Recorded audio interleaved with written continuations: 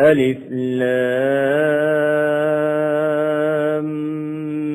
ميم ذلك الكتاب لا ريب فيه هدى للمتقين الذين يؤمنون بالغيب ويقيمون الصلاة ومما رزقناهم ينفقون والذين يؤمنون بما أنزل إليك وما أنزل من قبلك وبالآخرة هم يوقنون أولئك على هدى من ربهم وأولئك هم المفلحون إن الذين كفروا سواء عليهم أأنذرتهم أم لم تنذرهم لا يؤمنون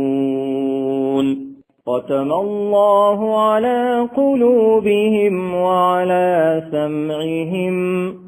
وعلى أبصارهم غشاوة ولهم عذاب عظيم ومن الناس من يقول آمنا بالله وباليوم الآخر وما هم بمؤمنين يخادعون الله والذين آمنوا وما يخدعون إلا أنفسهم وما يشعرون في قلوبهم مرض فزادهم الله مرضا ولهم عذاب أليم بما كانوا يكذبون وإذا قيل لهم لا تفسدوا في الأرض قالوا إنما نحن مصلحون ألا إنهم هم المفسدون ولكن لا يشعرون وإذا قيل لهم آمنوا كما آمن الناس قالوا أنؤمن كما آمن السفهاء ألا إنهم هم السفهاء ولكن لا يعلمون وإذا لقوا الذين آمنوا قالوا آمنا وإذا خلوا إلى شياطينهم قالوا إنا معكم إنما نحن مستهزئون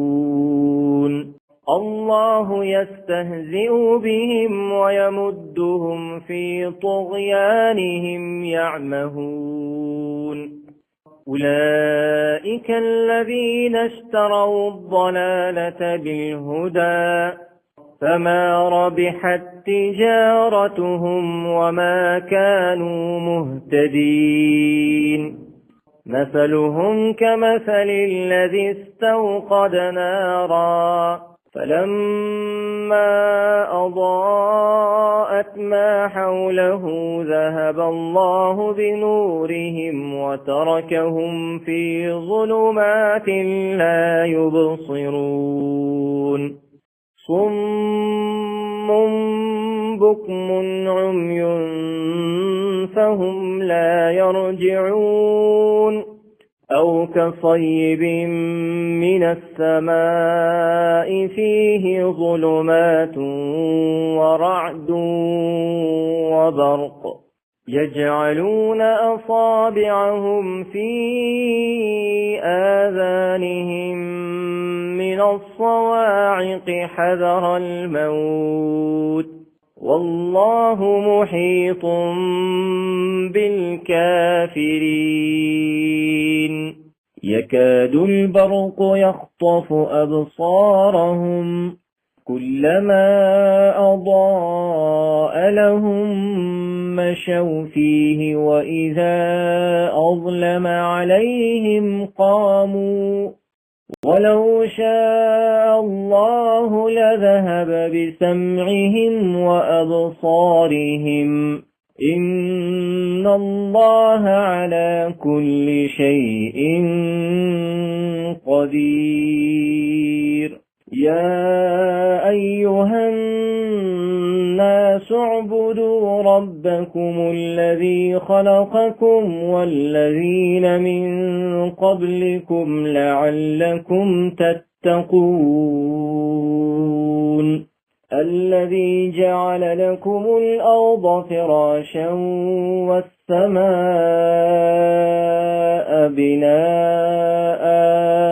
وأنزل من السماء ماء فأخرج به من الثمرات رزقا لكم فلا تجعلوا لله أندادا وأنتم تعلمون وإن كنتم في ريب مما نزلنا على عبدنا فأتوا بسورة من مثله وادعوا شهداءكم من دون الله إن كنتم صادقين فإن لم تفعلوا ولن تفعلوا فاتقوا النار التي وقودها الناس والحجارة أعدت للكافرين وبشر الذين آمنوا وعملوا الصالحات أن لهم جنات تجري من تحتها الأنهار كلما رزقوا منها من ثمرة رزقا قالوا هذا الذي رزقنا من قبل وأتوا به متشابها ولهم فيها أزواج مطهرة وهم فيها خالدون إن الله لا يستحيي أن يضرب مثلا ما بعوضة فما فوقها فأما الذين آمنوا فيعلمون أنه الحق من ربهم وأما الذين كفروا فيقولون ماذا أراد الله بهذا مثلا يضل به كثيرا ويهدي به كثيرا وما يضل به إلا الفاسقين الذين ينقضون عهد الله من بعد ميثاقه ويقطعون ما أمر الله به أن يوصل ويفسدون في الأرض أولئك هم الخاسرون كيف تكفرون بالله وكنتم أمواتا فأحياكم ثم يميتكم ثم يحييكم ثم إليه ترجعون هو الذي خلق لكم ما في الأرض جميعا ثم ثم استوى إلى السماء فسواهن 7 سماوات وهو بكل شيء عليم. وإذ قال ربك للملائكة إني جاعل في الأرض خليفة قالوا أتجعل فيها من يفسد فيها ويسفك الدماء ونحن نسبح بحمدك ونقدس لك قال إني أعلم ما لا تعلمون. وعلم آدم الأسماء كلها ثم عرضهم على الملائكة فقال أنبئوني بأسماء هؤلاء إن كنتم صادقين. قالوا سبحانك لا علم لنا إلا ما علمتنا إنك أنت العليم الحكيم. قال يا آدم أنبئهم بأسمائهم فلما أنبأهم بأسمائهم قال ألم أقل لكم إني أعلم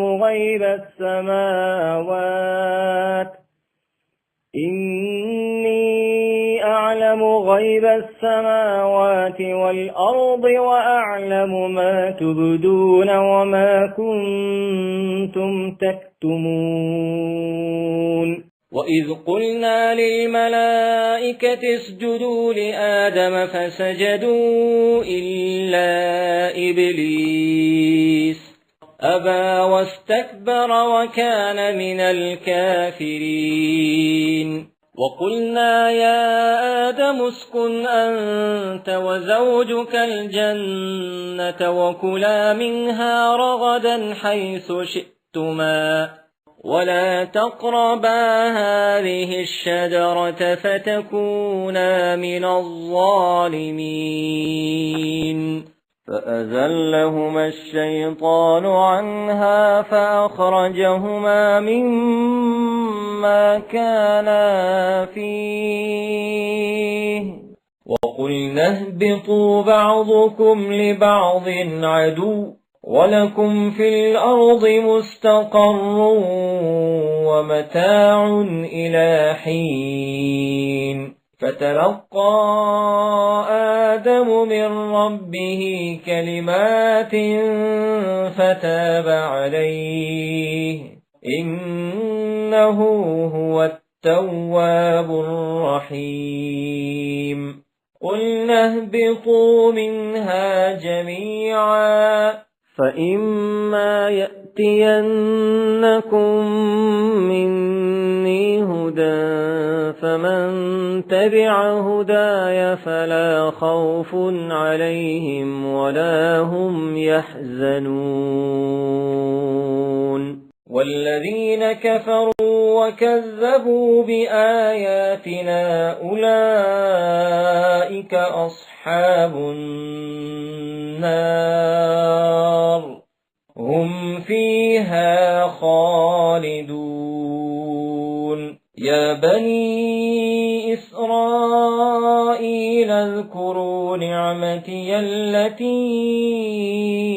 أنعمت عليكم وأوفوا بعهدي أوف بعهدكم وإياي فارهبون. وآمنوا بما أنزلت مصدقا لما معكم ولا تكونوا أول كافر به ولا تشتروا بآياتي ثمنا قليلا وإياي فاتقون ولا تلبسوا الحق بالباطل وتكتموا الحق وأنتم تعلمون وأقيموا الصلاة وآتوا الزكاة واركعوا مع الراكعين أتأمرون الناس بالبر وتنسون أنفسكم وأنتم تتلون الكتاب أفلا تعقلون واستعينوا بالصبر والصلاة وإنها لكبيرة إلا على الخاشعين الذين يظنون أنهم ملاقو ربهم وأنهم إليه راجعون يا بني إسرائيل اذكروا نعمتي التي أنعمت عليكم وأني فضلتكم على العالمين واتقوا يوما لا تجزي نفس عن نفس شيئا ولا يقبل منها شفاعة ولا يؤخذ منها عدل ولا هم ينصرون وإذ نجيناكم من آل فرعون يسومونكم سوء العذاب يذبحون أبناءكم ويستحيون نساءكم وفي ذلكم بلاء من ربكم عظيم وإذ فرقنا بكم البحر فأنجيناكم وأغرقنا آل فرعون وأنتم تنظرون وإذ واعدنا موسى 40 ليلة ثم اتخذتم العجل من بعده وأنتم ظالمون ثم عفونا عنكم من بعد ذلك لعلكم تشكرون وإذ آتينا موسى الكتاب والفرقان لعلكم تهتدون وإذ قال موسى لقومه يا قوم إنكم ظلمتم أنفسكم باتخاذكم العجل فتوبوا إلى بارئكم فاقتلوا أنفسكم ذلكم خير لكم عند بارئكم فتاب عليكم إنه هو التواب الرحيم وإذ قلتم يا موسى لن نؤمن لك حتى نرى الله جهرة فأخذتكم الصاعقة وأنتم تنظرون ثم بعثناكم من بعد موتكم لعلكم تشكرون وظللنا عليكم الغمام وأنزلنا عليكم المن والسلوى كلوا من طيبات ما رزقناكم وما ظلمونا ولكن كانوا أنفسهم يظلمون وإذ قلنا ادخلوا هذه القرية فكلوا منها حيث شئتم شئتم رغدا وادخلوا الباب سجدا وقولوا حطة نغفر لكم خطاياكم وسنزيد المحسنين. فبدل الذين ظلموا قولا غير الذي قيل لهم فأنزلنا على الذين ظلموا رجزا من السماء بما كانوا يفسقون. وإذ استسقى موسى لقومه فقلنا اضرب بعصاك الحجر فانفجرت منه 12 عينا قد علم كل أناس مشربهم كلوا واشربوا من رزق الله ولا تعثوا في الأرض مفسدين. وإذ قلتم يا موسى لن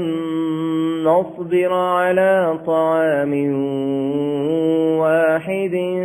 فادع لنا ربك يخرج لنا مما تنبت الأرض من بقلها وقثائها وفومها وعدسها وبصلها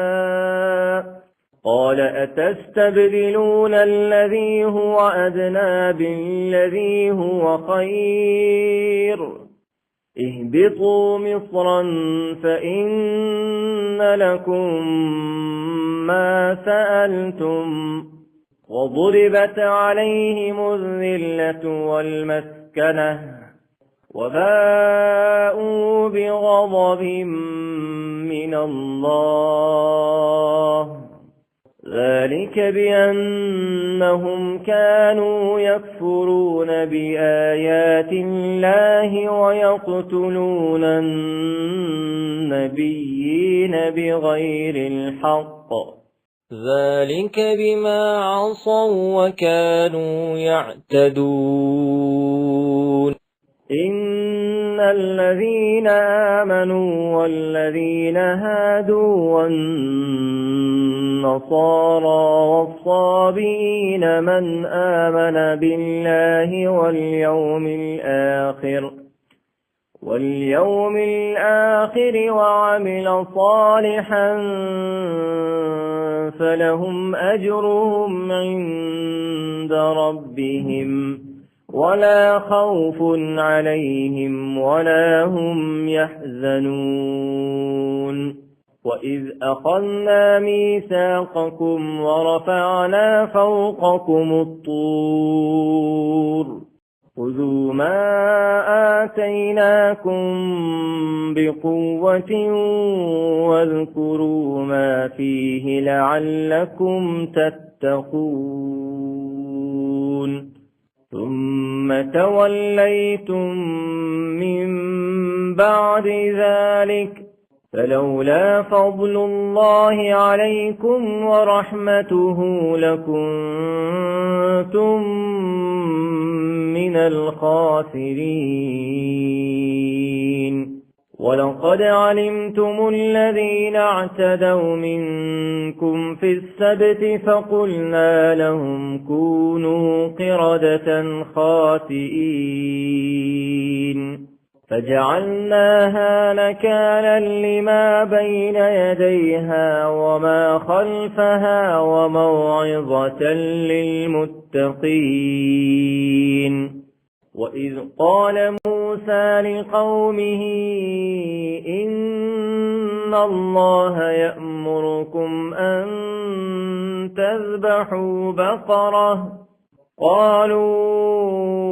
أتتخذنا هزوا قال أعوذ بالله أن أكون من الجاهلين. قالوا ادع لنا ربك يبين لنا ما هي قال إنه يقول إنها بقرة لا فارض ولا بكر عوان بين ذلك فافعلوا ما تؤمرون قالوا ادع لنا ربك يبين لنا ما لونها قال إنه يقول إنها بقرة صفراء فاقع لونها تسر الناظرين قالوا ادع لنا ربك يبين لنا ما هي إن البقرة شابه علينا وإنا إن شاء الله لمهتدون قال إنه يقول إنها بقرة لا ذلول تثير الأرض ولا تسقي الحرث مسلمة لا شية فيها قالوا الآن جئت بالحق فذبحوها وما كادوا يفعلون وإذ قتلتم نفسا فادارأتم فيها والله مخرج ما كنتم تكتمون فقلنا اضربوه ببعضها كذلك يحيي الله الموتى ويريكم آياته لعلكم تعقلون ثم قست قلوبكم من بعد ذلك فهي كالحجارة أو أشد قسوة وإن من الحجارة لما يتفجر منه الأنهار وإن منها لما يشقق فيخرج منه الماء وإن منها لما يهبط من خشية الله وما الله بغافل عما تعملون أفتطمعون أن يؤمنوا لكم وقد كان فريق منهم يسمعون كلام الله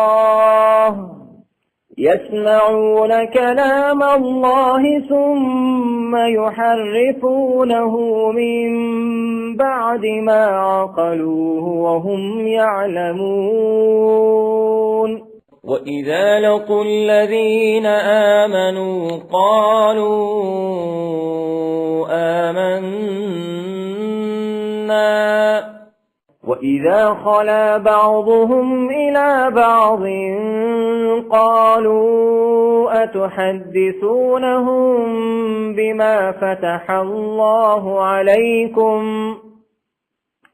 بما فتح الله عليكم ليحاجوكم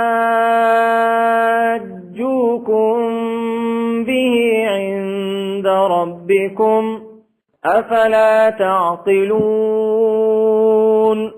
أولا يعلمون أن الله يعلم ما يسرون وما يعلنون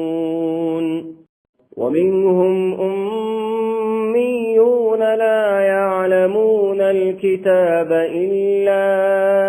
أماني وإن هم إلا يظنون فويل للذين يكتبون الكتاب بأيديهم ثم يقولون هذا من عند الله ليشتروا به ثمنا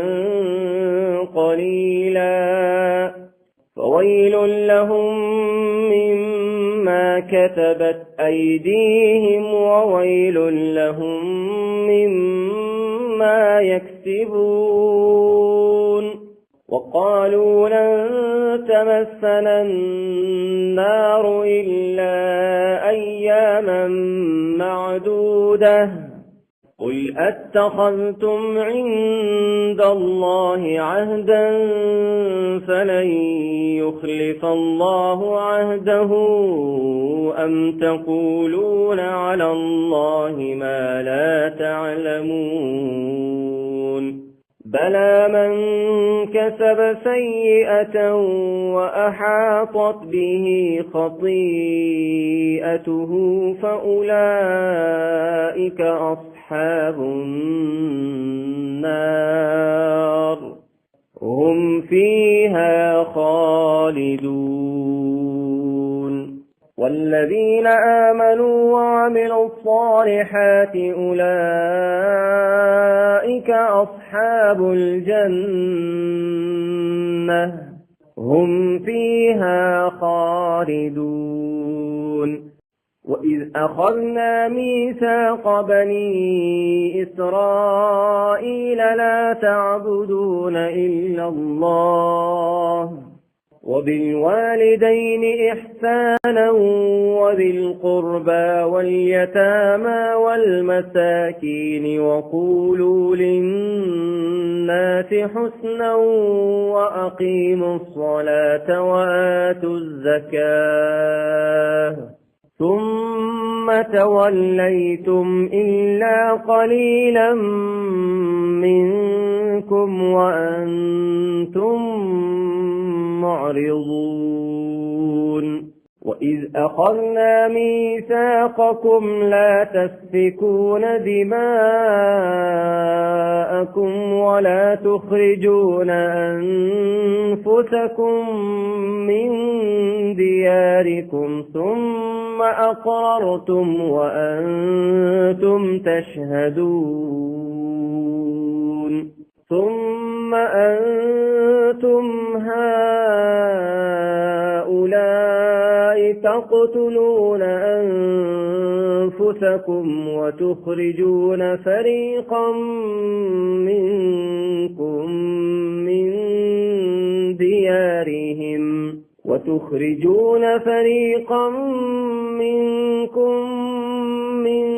ديارهم تظاهرون عليهم بالإثم والعدوان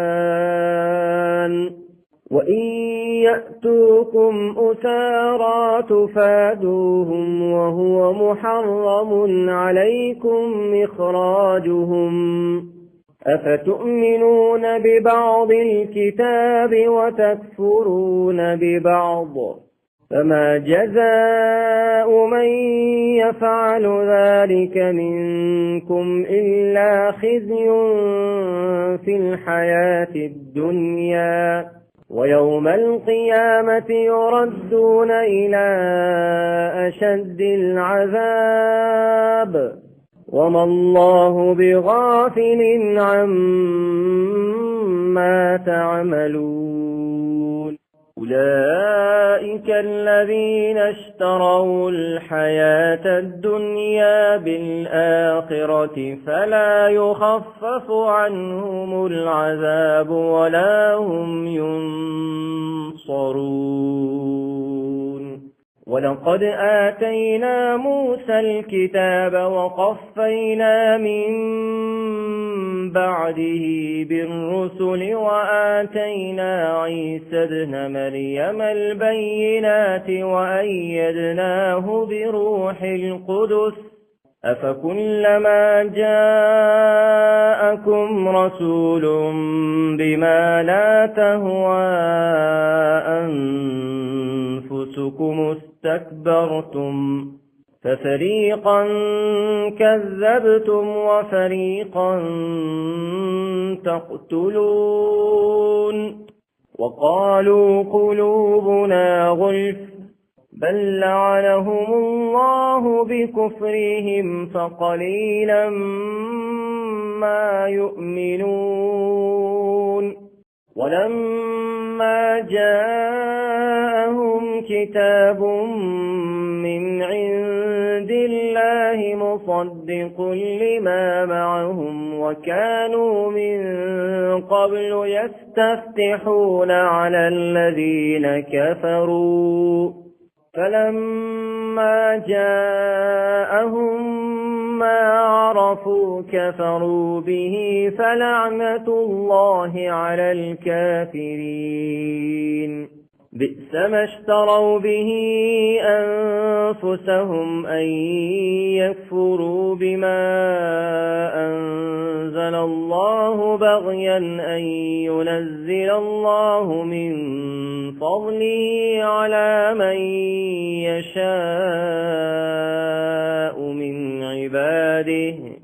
فباءوا بغضب على غضب وللكافرين عذاب مهين وإذا قيل لهم آمنوا بما أنزل الله قالوا نؤمن بما أنزل علينا ويكفرون بما وراءه وهو الحق مصدقا لما معهم قل فلم تقتلون أنبياء الله من قبل إن كنتم مؤمنين ولقد جاءكم موسى بالبينات ثم اتخذتم العجل من بعده وأنتم ظالمون وإذ أخذنا ميثاقكم ورفعنا فوقكم الطور خذوا ما آتيناكم بقوة واسمعوا قالوا سمعنا وعصينا وأشربوا في قلوبهم العجل بكفرهم قل بئس ما يأمركم به إيمانكم إن كنتم مؤمنين قل إن كانت لكم الدار الآخرة عند الله خالصة من دون الناس فتمنوا الموت إن كنتم صادقين ولن يتمنوه أبدا بما قدمت أيديهم والله عليم بالظالمين ولتجدنهم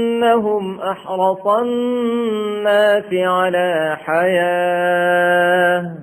ومن الذين أشركوا يود أحدهم لو يعمر 1000 سنة وما هو بمزحزحه من العذاب أن يعمر والله بصير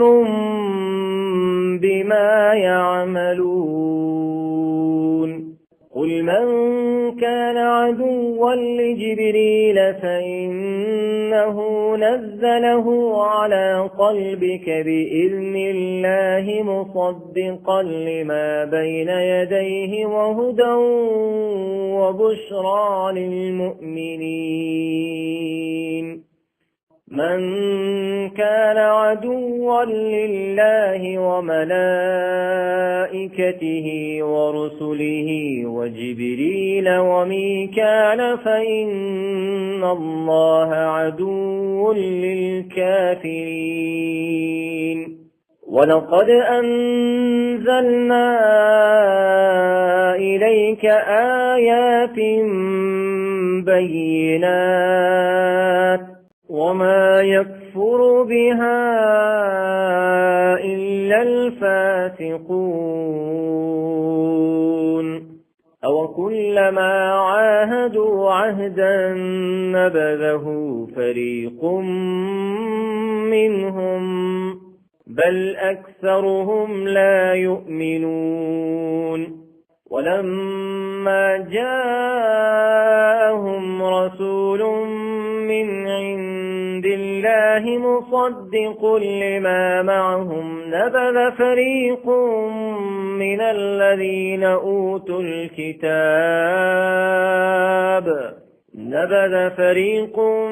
من الذين أوتوا الكتاب كتاب الله وراء ظهورهم كأنهم لا يعلمون واتبعوا ما تتلو الشياطين على ملك سليمان وما كفر سليمان ولكن الشياطين كفروا يعلمون الناس السحر وما أنزل على الملكين ببابل هاروت وماروت وما يعلمان من أحد حتى يقولا إنما نحن فتنة فلا تكفر فيتعلمون منهما ما يفرقون به بين المرء وزوجه وما هم بضارين به من أحد إلا بإذن الله ويتعلمون ما يضرهم ولا ينفعهم ولقد علموا لمن اشتراه ما له في الآخرة من خلاق ولبئس ما شروا به أنفسهم لو كانوا يعلمون ولو أنهم آمنوا واتقوا لمثوبة من عند الله خير لو كانوا يعلمون يا أيها الذين آمنوا لا تقولوا راعنا وقولوا انظرنا واسمعوا وللكافرين عذاب أليم ما يود الذين كفروا من أهل الكتاب ولا المشركين أن ينزل عليكم من خير من ربكم والله يختص برحمته من يشاء والله ذو الفضل العظيم ما ننسخ من آية أو ننسها نأت بخير منها أو مثلها ألم تعلم أن الله على كل شيء قدير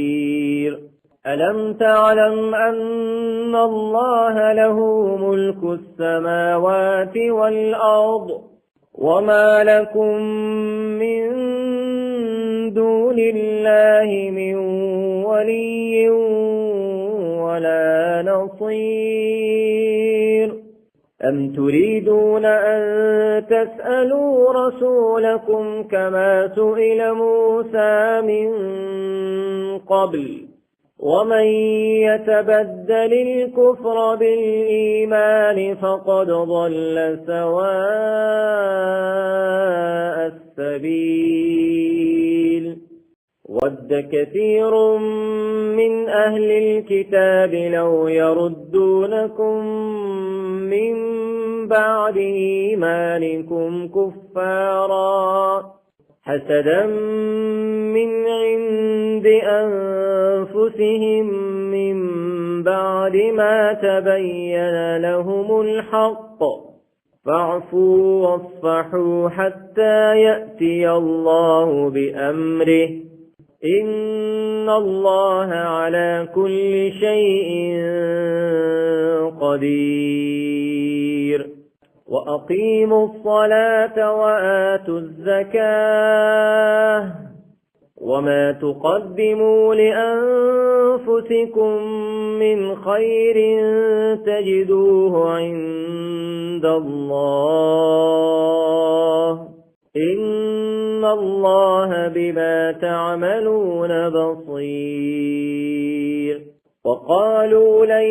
يدخل الجنة إلا من كان هودا أو نصارى تلك أمانيهم قل هاتوا برهانكم إن كنتم صادقين بلى من أسلم وجهه لله وهو محسن فله أجره عند ربه ولا خوف عليهم ولا هم يحزنون وقالت اليهود ليست النصارى على شيء وقالت النصارى ليست اليهود على شيء وهم يتلون الكتاب كذلك قال الذين لا يعلمون مثل قولهم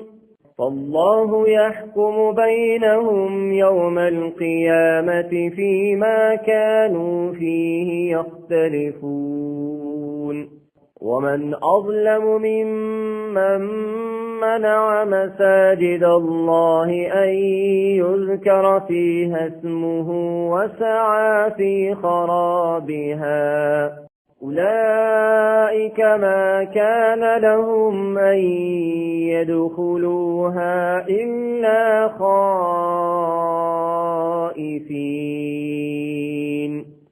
لهم في الدنيا خزي ولهم في الآخرة عذاب عظيم ولله المشرق والمغرب فأينما تولوا فثم وجه الله إن الله واسع عليم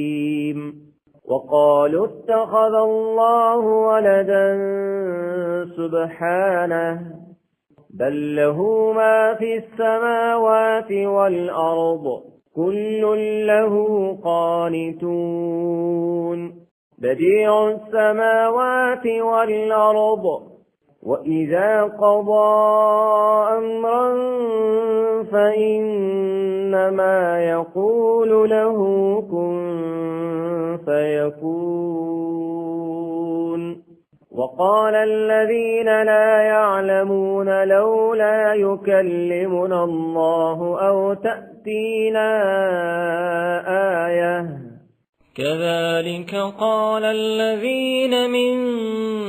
قبلهم مثل قولهم تشابهت قلوبهم قد بينا الآيات لقوم يوقنون إنا أرسلناك بالحق بشيرا ونذيرا ولا تسأل عن أصحاب الجحيم ولن ترضى عنك اليهود ولا النصارى حتى تتبع ملتهم قل إن هدى الله هو الهدى ولئن اتبعت أهواءهم بعد الذي جاءك من العلم ما لك من الله من ولي ولا نصير الذين آتيناهم الكتاب يتلونه حق تلاوته أولئك يؤمنون به ومن يكفر به فأولئك هم الخاسرون يا بني إسرائيل اذكروا نعمتي التي أنعمت عليكم وأني فضلتكم على العالمين واتقوا يوما لا تجزي نفس عن نفس شيئا ولا يقبل منها عدل ولا تنفعها شفاعة ولا هم ينصرون وإذ ابتلى إبراهيم ربه بكلمات فأتمهن قال إني جاعلك للناس إماما قال ومن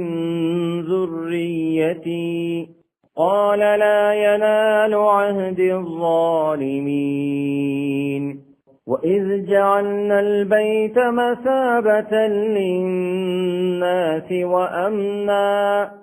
واتخذوا من مقام إبراهيم مصلى وعهدنا إلى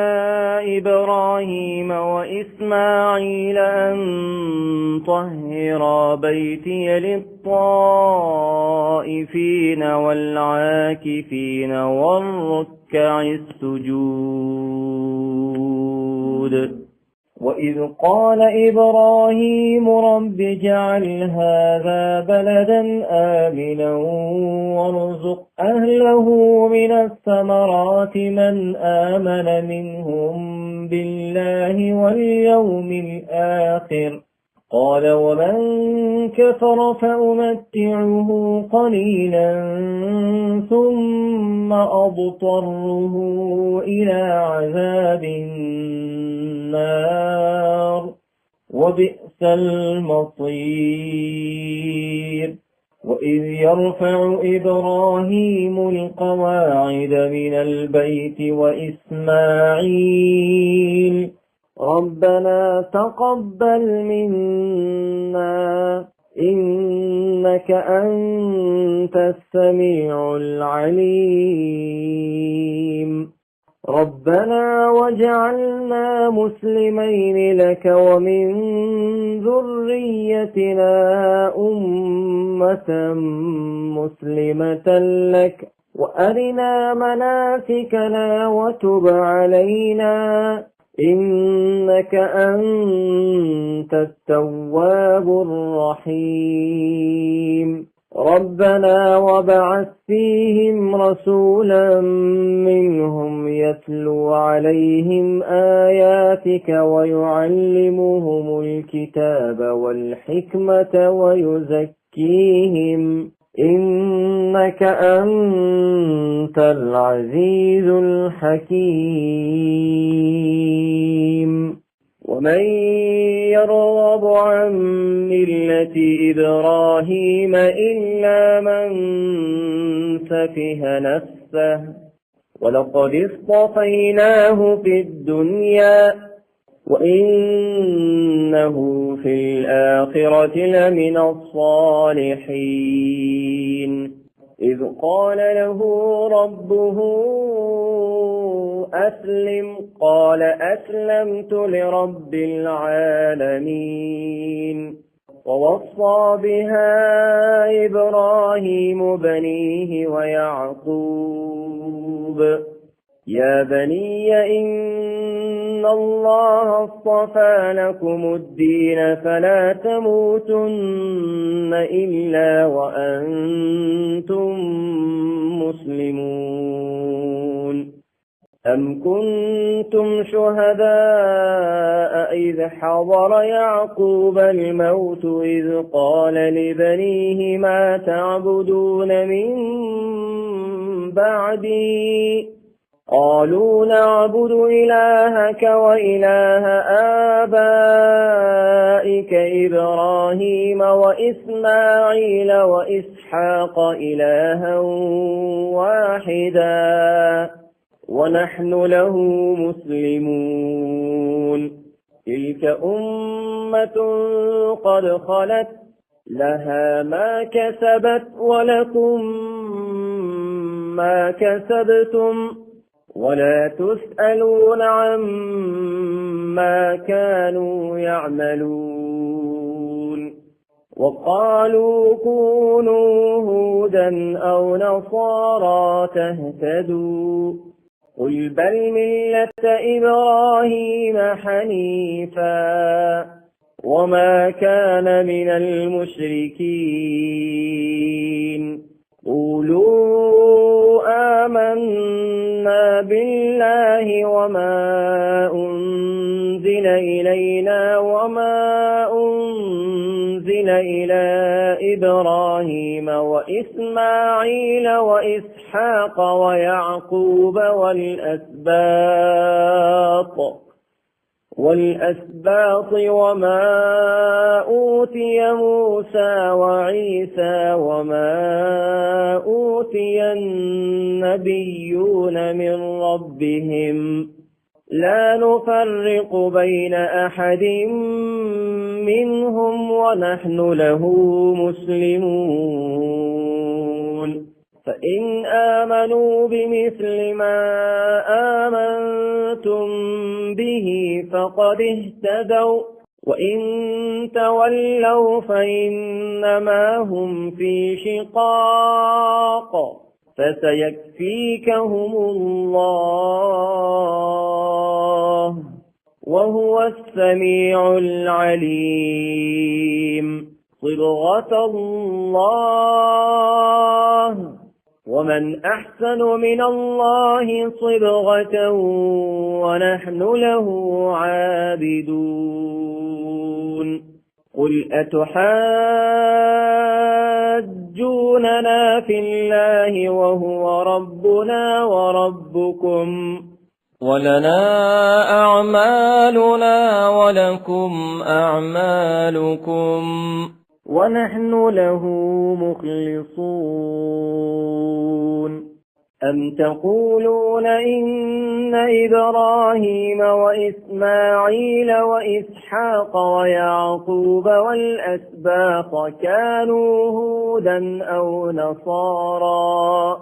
قل أأنتم أعلم أم الله ومن أظلم ممن كتم شهادة عنده من الله وما الله بغافل عما تعملون تلك أمة قد خلت لها ما كسبت ولكم ما كسبتم ولا تسألون عما كانوا يعملون